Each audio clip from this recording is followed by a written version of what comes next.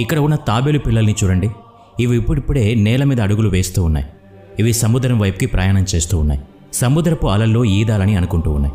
కానీ వీటన్నిటిలో కొన్ని మాత్రమే సముద్రాన్ని చేరుకుంటాయి. ఏవైతే బలంగా మరియు చురుగ్గా ఉంటాయో అవి మాత్రమే సముద్రాన్ని చేరుకోగలుగుతాయి. మిగతా అన్ని పిల్లలు కూడా ఏదో పక్షికి లేదా జంతువుకి ఆహారంగా మారిపోతాయి. అంటే బలమైన వాళ్ళకి ఈ ప్రపంచంలో చోటు దొరుకుతుంది, బలహీనులకి ఇలాంటి చోటు ఉండదు. పాతకాలంలో ప్రజలు చాలా బలంగా ఉండేవాళ్ళు. వాళ్ళు జీవించడానికి ఆహారం తినేవారు. కానీ మనం మాత్రం స్వార్థంతో జీవిస్తూ ఉన్నాం. పాలు అనేవి బలమైన ఆహారం. పాల కంటే 8 రెట్లు ఎక్కువ బలం మాంసాహారంలో ఉంటుంది. మాంసాహారం కంటే 10 రెట్లు బలం నెయ్యిలో ఉంటుంది. ఈ రోజుల్లో మనిషి ఒక చెంచా కంటే ఎక్కువ నెయ్యిని తినలేడు. అదే పాతకాలంలో ప్రజలు అందరూ ఎక్కువగా నెయ్యిని తినేవారు. ఆ రోజుల్లో ఒక మనిషి మోయగలిగే బరువును ఈ రోజుల్లో 4 మనుషులు కలిసి కూడా మోయలేరు. వాళ్ళు ఈ ప్రపంచంలో నిజంగా జీవించారు. కానీ మనం మాత్రం కష్టంగా జీవిస్తున్నాం. ఈ రోజు వీడియోలో మనం ఒక స్టోరీ చెప్పుకోబోతున్నాం. ఈ స్టోరీ ద్వారా చెప్పే ఎన్నో విషయాలు మన జీవితంలో ఉపయోగపడతాయి. అందుకని ఈ వీడియోని ఎక్కడా స్కిప్ చేయకుండా పూర్తిగా చూడండి. మరికెందుకు ఆలస్యం, let's start our today's episode. పురాతన కాలంలో ఒక రాజ్యానికి రాజు చాలా పరాక్రమంతుడు. ఆ రాజ్యం మీద దండెత్తాలి అంటే చుట్టుపక్కల రాజ్యాల రాజులు 100 సార్లు ఆలోచించేవారు. ఆ రాజ్యం యొక్క రాజు అలాగే వారి సైన్యం చాలా బలమైనదని వీళ్ళకి బాగా తెలుసు. ఆ రాజు తన ప్రజల కోసం పనిచేస్తూ ఉన్నాడు. ప్రజలకు మేలు కలిగే నిర్ణయాలనే తీసుకునేవాడు. కానీ ఆ రాజు తన ఇంటి వైపు చూసినప్పుడు చాలా నిరాశగా ఫీల్ అయ్యేవాడు. ఆ రాజుకు 2 పుత్రులు ఉన్నారు. పెద్దవాడు చాలా బలమైనవాడు, అన్ని యుద్ధ విద్యల్లో కూడా ఆరితేరాడు, మంచి నైపుణ్యం కలిగినవాడు. ఇతను ఏ విషయాన్నైనా చాలా త్వరగా నేర్చుకోగలుగుతాడు. రాజ్యంలో ఉన్నవారు అందరూ పెద్ద పుత్రుడే యువరాజు అవుతాడు అని చెప్పుకునేవారు.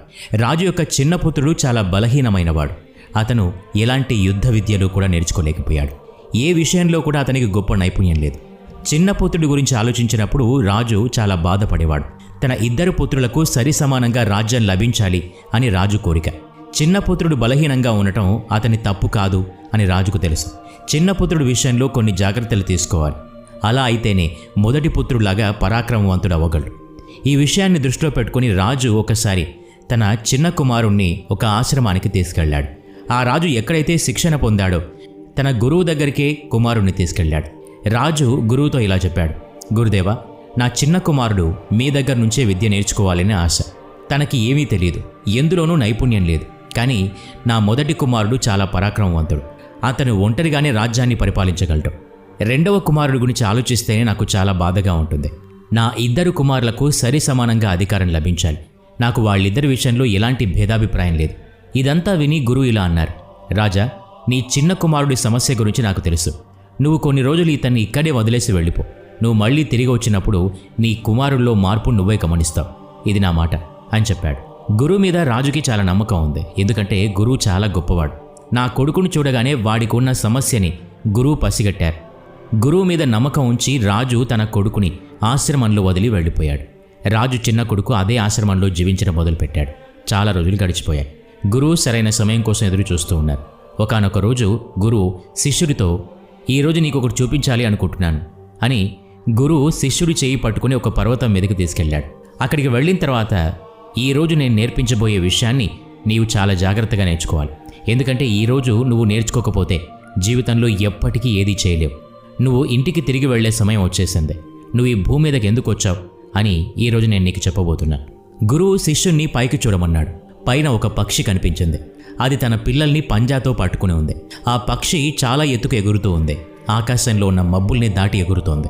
అక్కడికి వెళ్ళాక తన పిల్లల్ని వదిలేసింది.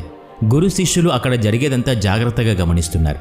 ఆ పక్షి తన పిల్లల్ని విడిచిపెట్టగానే అవి వేగంగా కిందకి పడుతూ ఉన్నాయి. అవి కిందకి వస్తూ ఉండగా వాటి రెక్కల్ని కొట్టడం మొదలుపెట్టాయి. కానీ వాటి రెక్కలు ఇంకా విచ్చుకోవటం లేదు. అలా అవి కిందకి పడుతూనే ఉన్నాయి.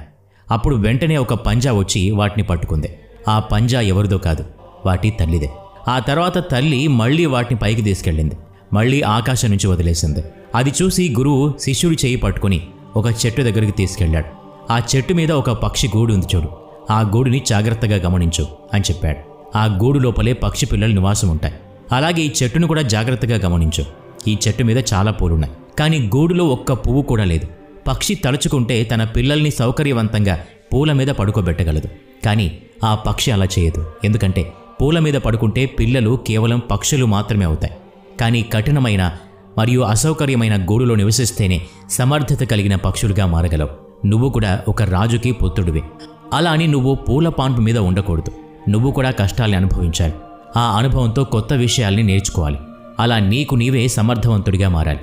ఇదే విషయాన్ని ఆ పక్షి కూడా చేస్తోంది. తన పిల్లలకి ఎగరడం నేర్పిస్తోంది. పదే పదే తన పిల్లల్ని ఆకాశం నుంచి వదిలేస్తోంది. అంత కఠినంగా ప్రవర్తిస్తేనే పిల్లలు ఎగరడం నేర్చుకుంటారు అని పక్షికి బాగా తెలుసు. తన మూలాల్ని తల్లి పిల్లలకు నేర్పిస్తోంది. సమర్థులుగా ఉంటేనే తన పిల్లలు ఈ ప్రపంచంలో జీవించగలవు అని ఆ పక్షికి బాగా తెలుసు. నువ్వు కూడా ఒక రాజుకి పుత్రుడివి. నువ్వు సమర్థుడిగా మారకపోతే ఒకరోజు నువ్వు చంపబడతావు. గురువు మాటల్ని విని శిష్యుడు చాలా నేర్చుకున్నాడు. శిష్యుడు గురువుతో ఇలా అన్నాడు, గురుదేవా, నేను చాలా విషయాలు నేర్చుకున్నాను. నేను ఒక రాజుకు పుత్రుణ్ణి అని నాకు తెలుసు. నేను ఇప్పుడు ఉన్న విధంగా జీవించలేను. అది విని గురువు శిష్యుణ్ణి ఆశ్రమానికి తీసుకెళ్లారు. నేను నీకు కొన్ని విషయాలు చెప్పబోతున్నాను. వాటిని నీవు జీవితమంతా గుర్తుపెట్టుకోవాలి. ఆ పక్షి నుండి నీవు చాలా విషయాలు నేర్చుకున్నావు. కానీ ఆ పక్షి పిల్లలు నీలాగా జ్ఞానాన్ని సంపాదించలేవు. ఎందుకంటే నువ్వు ఒక మనిషివి. మనిషిలాగానే నువ్వు శరీరాన్ని మార్చుకోవాలి. ఈరోజు నేను చెప్పబోయే కొన్ని విషయాల్ని నువ్వు ఇంటికి వెళ్ళి తప్పకుండా పాటించాలి. అప్పుడే నువ్వు అసలైన రాజుగా మారుతావు. నీ శరీరాన్ని స్వచ్ఛంగా ఉంచుకోగలుగుతావు. ఎందుకంటే ఒక రాజు ఎప్పుడూ అస్వస్థతగా ఉండకూడదు. అందుకే ఈ మాటల్ని నువ్వు ఎల్లప్పుడూ గుర్తుపెట్టుకోవాలి. మొదటి విషయం ఏంటంటే రోజు ఉదయం తొందరగా నిద్రలేవాలి. నువ్వు మనిషివి కాబట్టి 6 నుంచి 8 గంటల నిద్ర సరిపోతుంది. అంతకంటే ఎక్కువసేపు ఎప్పుడు నిద్రపోకూడదు. ఉదయం తొందరగా నిద్రలేచి రాజు చేయాల్సిన పనులు పూర్తి చేయాలి.